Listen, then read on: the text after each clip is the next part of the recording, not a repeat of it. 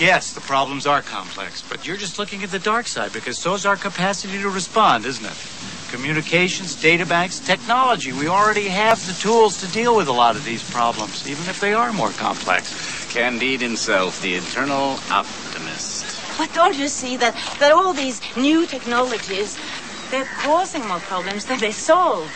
In medicine, for example, there's been an overwhelming increase in technology, but the costs have spiraled concurrently. It's become medicine for the rich. And public health hasn't improved significantly, although public health would improve dramatically if we just changed our eating habits, for example. But instead, the experts are occupied with making artificial hearts.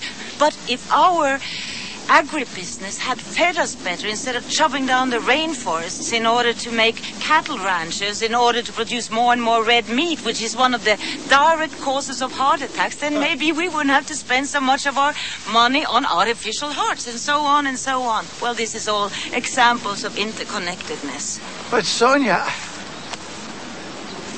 All right, supposing that you're right and everything is connected to everything else, as you say.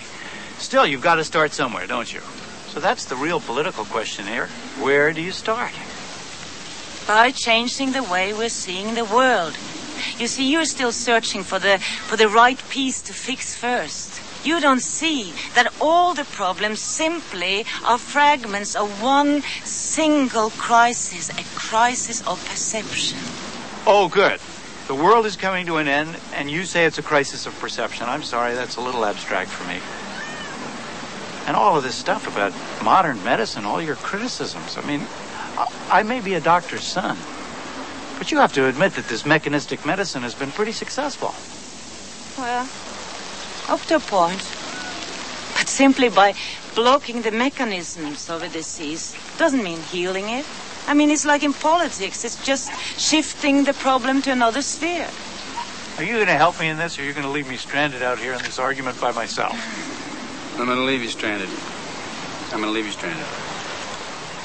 Okay.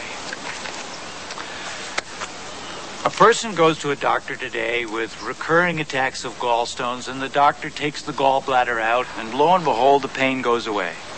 Now, you could say that the doctor is working from a poor perceptual model, that he just concentrated on a part of the clock that wasn't working and removed it. But the fact is, the patient is out of his pain, he's feeling better, and the clock is ticking again. His perceptual model worked. But is everything that works good for the system? Oh, come on, Sonia, that's disingenuous and not at all useful when applied to politics, which is, after all, a system that is based on people.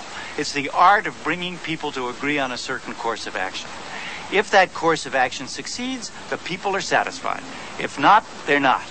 It's as simple as that.